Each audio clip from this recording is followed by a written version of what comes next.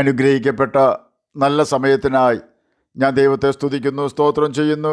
ദൈവവചനം ശ്രവിച്ചുകൊണ്ടിരിക്കുന്ന എല്ലാ ദൈവമക്കൾക്കും വീണ്ടും വരാമെന്ന് അരുളി ചെയ്തവനായ കർത്താവായ യേശു ക്രിസ്തുവിൻ്റെ ധന്യനാമത്തിൽ ഞാൻ എൻ്റെ സ്നേഹവന്ദനം അറിയിക്കുന്നു.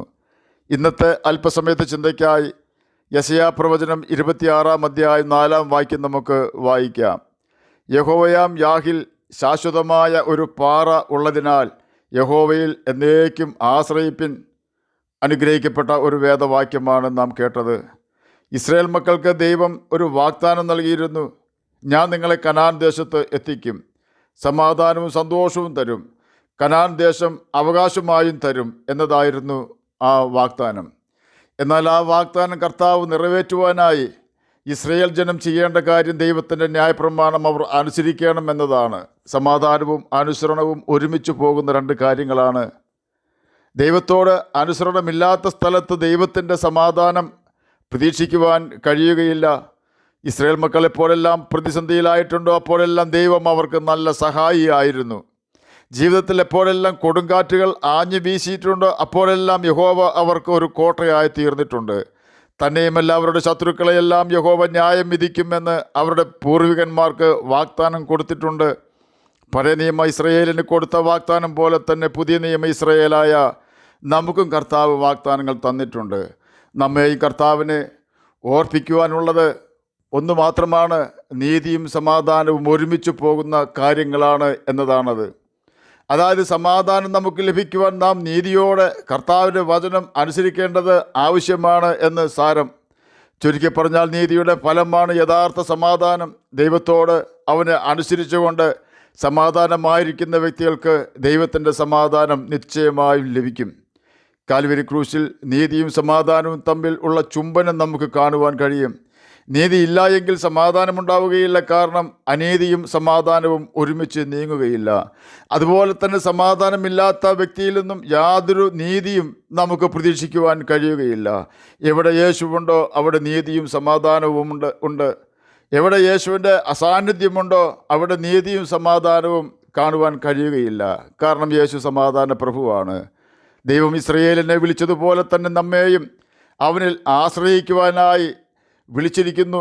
നമ്മുടെ സ്വന്തം കഴിവിൽ ആശ്രയിച്ച് ജീവിക്കുവാനല്ല, യഹോവയിൽ ആശ്രയിക്കുവാനാണ് കർത്താവ് നമ്മോട് കൽപ്പിക്കുന്നത്. കാരണം അവൻ തലമുറയായി നമ്മുടെ സങ്കേതമാണ്. പരീക്ഷകൾ നാം നേരിടുമ്പോൾ അന്ധകാര നിബിഡമായ ജീവിത പാതകളിൽ വെളിച്ചമായി അവൻ നമ്മെ നടത്തുന്നു. ഇനി എങ്ങനെ മുന്നോട്ട് പോകുമെന്ന് ചിന്തിച്ച് വഴിയറിയാതെ നാം സങ്കടപ്പെടുന്ന വേളകളിൽ കർത്താവെ, ഞാൻ ഇനി എന്ത് ചെയ്യുമെന്ന് ഹൃദയത്തിൽ ഒന്ന് നിലവിളിച്ചാൽ അവൻ്റെ ഇമ്പശബ്ദം നമുക്ക് കേൾക്കുവാൻ കഴിയും. വഴി ഇതാകുന്നു, ഇതിലെ നടന്നുകൊള്ളുവിൻ എന്ന ഇമ്പശബ്ദം. കുന്നൊന്ന് കുന്ന് രണ്ട് എന്ന് പറഞ്ഞുകൊണ്ട് 1000ഓളം ശത്രു സൈന്യത്തെ ഒരു കഴുതയുടെ പച്ചത്താടിയെല്ലുകൊണ്ട് കൊന്ന ശിംശോൻ ദാഹം കൊണ്ട് വലഞ്ഞപ്പോൾ യഹോവയോട് നിലവിളിച്ചു. അപ്പോൾ ദൈവം ലേഹിയിൽ ഒരു കുഴി പിളരുമാറാക്കി. അതിൽ നിന്നും വെള്ളം പുറപ്പെട്ടു. അവൻ കുടിച്ച് ചൈതന്യം പ്രാപിച്ച് വീണ്ടും ജീവിച്ചു. ന്യായാധിപന്മാരുടെ പുസ്തകം 15 അധ്യായം 14 മുതൽ 20 വരെയുള്ള വാക്യങ്ങളിൽ ഇതിനെക്കുറിച്ച് രേഖപ്പെടുത്തിയിരിക്കുന്നു. എവിടെ വെച്ചാണോ പ്രശ്നം നാം നേരിടുന്നത് അവിടെ വെച്ച് തന്നെ പരിഹാരമുണ്ടാക്കുവാൻ കഴിയുന്നവനാണ് നമ്മുടെ രക്ഷയുടെ പാറ. അതുകൊണ്ടാണ് അവനെ ആശ്രയിപ്പിൻ എന്ന് കർത്താവ് അരുളി ചെയ്യുന്നത്.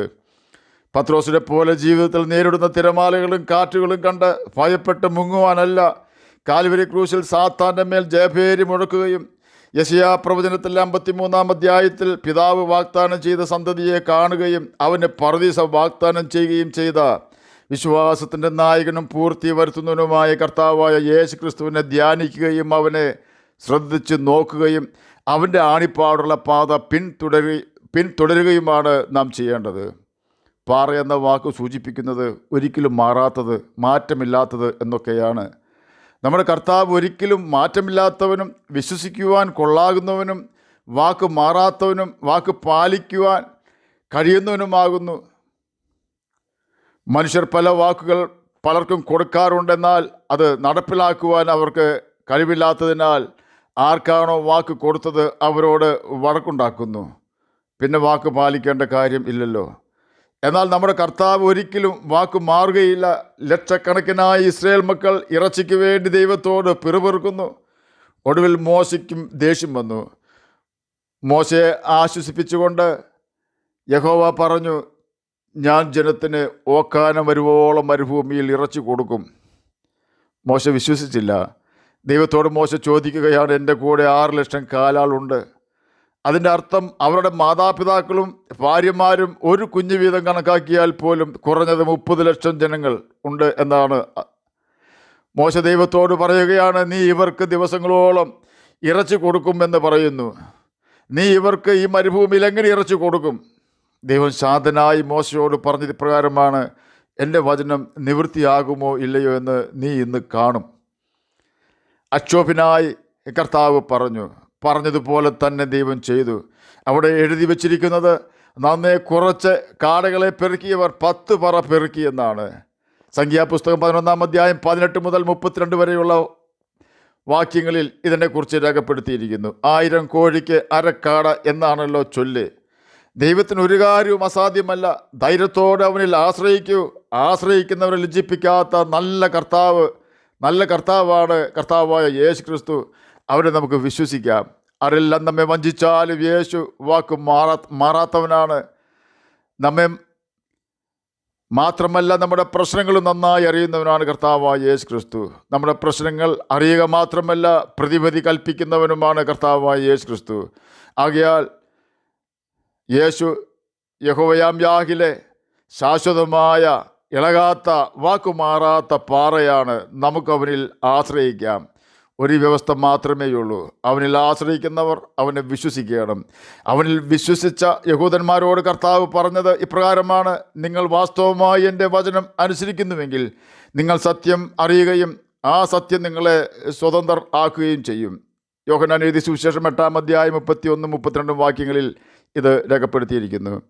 ആകയാൽ യേശുവിൻ്റെ വചനം അനുസരിച്ച് നമുക്ക് അവനിൽ ആശ്രയിക്കാം, നമുക്ക് അവനെ സ്നേഹിക്കാം, അവൻ്റെ സ്നേഹത്തിൽ നമുക്ക് വസിക്കാം. കർത്താവ് അതിനെ നമ്മെ സഹായിക്കട്ടെ എന്ന് പ്രാർത്ഥിച്ചുകൊണ്ട് ഞാൻ എൻ്റെ വാക്കുകളിൽ നിന്ന് വിരമിക്കുന്നു. നമുക്ക് പ്രാർത്ഥിക്കാം. ഞങ്ങളെ സ്നേഹിക്കുന്ന സ്വർഗീയ പിതാവേ, നല്ല വചനത്തിനായി ഇങ്ങനെ സ്തുതിക്കുന്നു, സ്തോത്രം ചെയ്യുന്നു.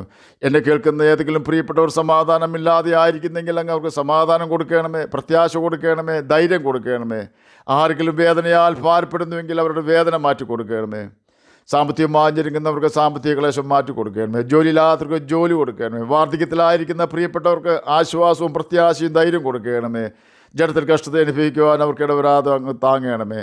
പ്രാർത്ഥന കേട്ടതിനായി സ്തോത്രം. യേശുവിൻ്റെ നാമത്തിൽ തന്നെ ആമേൻ. കർത്താവ് എല്ലാവരെയും അനുഗ്രഹിക്കട്ടെ. സ്തോത്രം.